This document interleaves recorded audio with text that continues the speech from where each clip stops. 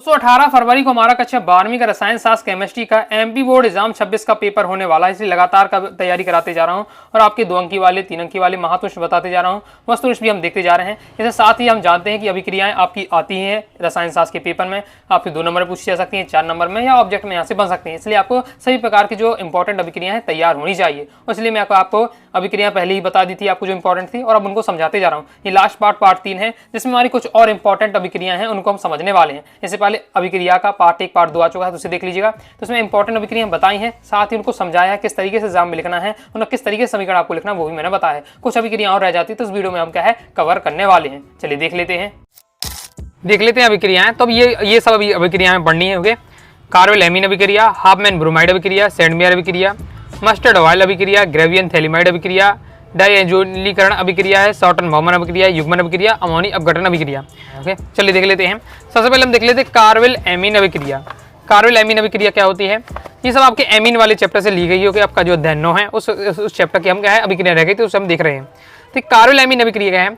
जब प्राथमिक एमीन को क्लोरोफॉर्म तथा एल्कोहली KOH के साथ गर्म करते हैं, एल्किल आइसोसाइनाइड यौगिक बनता है जो तीव्र दुर्गंध होती है, जिसे कार्बोल एमीन अभिक्रिया कहते हैं। और कार्बोल एमीन अभिक्रिया को मैंने पहले भी आपको कवर कर दिया है। क्या होता है कार्बोल एमीन अभिक्रिया?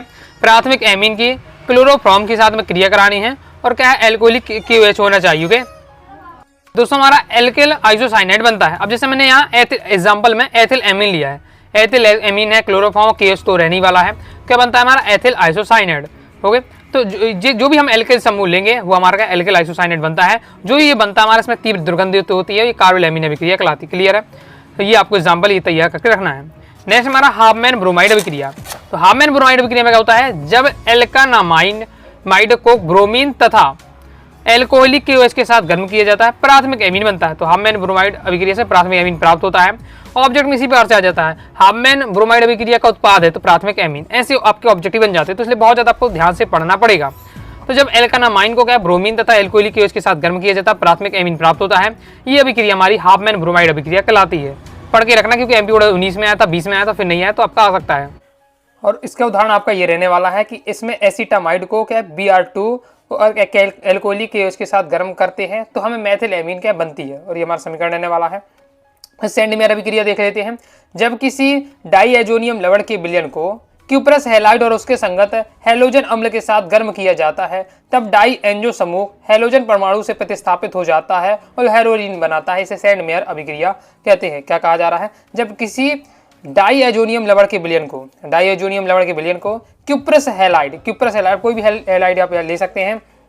ओके, तो यहाँ क्यूप्रस, यहाँ क्या ब्रोमीन लिया हुआ है, क्यूप्रस हैलाइड के स्थान में ब्रोमीन लिया हुआ है। क्यूप्रस हैलाइड को उसके संगत हैलोजन जैसे यहाँ CuBr कॉप्रस आपका ब्रोमाइड लिया हुआ है, तो यहाँ इसी का संगत हैलोजन हम लिया है HBr, गर्म किया जाता है तो डाई एंजो समूह हैलोजन परमाणु प्रतिस्थापित करके हेलोइरिन बना लेता है। हेलोइरिन बना लिया, इसे हम क्या कहते हैं? इसे हम कहते हैं सैंडमेयर अभिक्रिया। नेक्स्ट देख लेते हैं। आपको बता चुका हूँ अभिक्रिया में से यही आपको देखना है किस किस की अभिक्रिया हो रही है, किसकी उपस्थिति में हो रही है, क्या हमें प्राप्त हो रहा है। ओके, इतना अगर आपको पता है और उसका फिर आपको क्या फॉर्मूला आप लिख देंगे तो आपका समीकरण भी तैयार हो जाएगा। मस्टर्ड ऑयल अभिक्रिया जाती है। प्राथमिक एमीन को मर्क्यूरिक क्लोराइड की उपस्थिति में कार्बन डाइसल्फाइड के साथ गर्म करने पर एल्किल आइसोथायोसाइनेट बनता है, जिसमें सरसों के तेल के समान गंध आती है। इस क्रिया को मस्टर्ड ऑयल अभिक्रिया कहते हैं। मस्टर्ड ऑयल अभिक्रिया क्यों कहते हैं? क्योंकि जो इसमें उत्पाद प्राप्त होता है एल्किल आइसोथायोसाइनेट, इसकी जो गंध होती है सरसों के तेल के समान होती है, इसलिए इसे मस्टर्ड ऑयल अभिक्रिया कहते हैं। तो क्या बताया जा रहा है? प्राथमिक एमीन को मर्क्यूरिक क्लोराइड की उपस्थिति में, प्राथमिक हमने एमीन ले लिया है, मर्क्यूरिक क्लोराइड की उपस्थिति में कार्बन डाइसल्फाइड के साथ हम जब गर्म करते हैं तो हमें क्या है एल्किल आइसोसाइनेट। अब देखिए एथिल लिया है तो एथिल आइसोसाइनेट मिला है। जो कुछ आप लेंगे उस हिसाब से आपको क्या उत्पाद प्राप्त होगा। तो यहाँ एल्किल में क्या लिया है? एथिल लिया हुआ, तो इसलिए हमें एथिल आइसोसाइनेट हमें प्राप्त हुआ। और जो एथिल आइसोसाइनेट है इसमें क्या है? सरसों से तेज दुर्गंध आती है। नेक्स्ट हमारा अभिक्रिया है ग्रेवियन थैलिमाइड अभिक्रिया। ग्रेवियन थैलिमाइड अभिक्रिया में क्या होता है?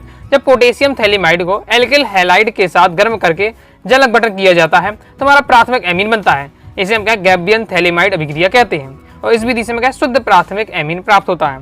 तो इस प्रकार से ऑब्जेक्ट आपका आ सकता है कि गैल्बियन थैलिमाइड अभिक्रिया में हमें क्या प्राप्त होता है, प्राथमिक एमीन, द्वितीयक एमीन, तृतीयक एमीन, इस प्रकार से क्वेश्चन बन सकता है। तो प्राथमिक एमीन प्राप्त होता है। ओके, तो अब देख लेते हैं क्या लेना है। पोटेशियम थैलिमाइड को एल्किल हैलाइड के साथ गर्म कर रहे हैं, जल गठन किया जाता है, प्राथमिक एमीन प्राप्त होता है।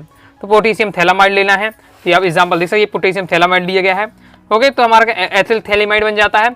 जल अपघटन करने के बाद हमारा क्या है, जल अपघटन करने के बाद हमें एथिल एमीन प्राप्त हो रहा है। क्लियर है।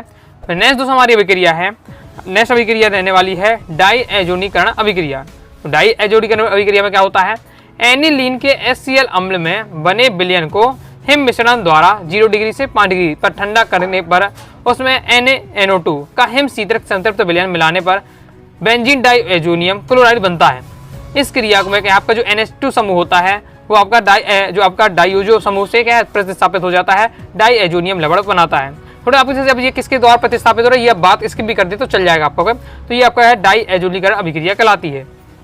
तो डाइएजोनीकरण अभिक्रिया में क्या होता है, इसमें आपका लिया जाता है एनिलीन HCl लिया जाता है, साथ ही दोस्तों आपका NaNO2 लिया जाता है, 0 से 5 डिग्री पर आपको ठंडा करते हैं। तो हमारे क्या है आपका प्राप्त होने वाला है डाइएजोनियम लवण प्राप्त होता है। क्लियर है। ये आपको अभिक्रिया आपको तैयार करके इस बार से रखनी है। साटन वामेन अभिक्रिया, देखिए अभिक्रिया में याद करना पड़ेगा कौन कौन से अभिकारक लिए गए हैं, कौन उसमें किसकी उपस्थिति में अभिक्रिया कराई जा रही है, क्या उत्पाद प्राप्त हो रहा है। ओके, फिर इसको आपको प्रैक्टिस करके एकदम देख लेना है। ओके, और थोड़ा क्या संतुलित करके भी आप देख लीजिएगा। नेक्स्ट है साटन वामेन अभिक्रिया।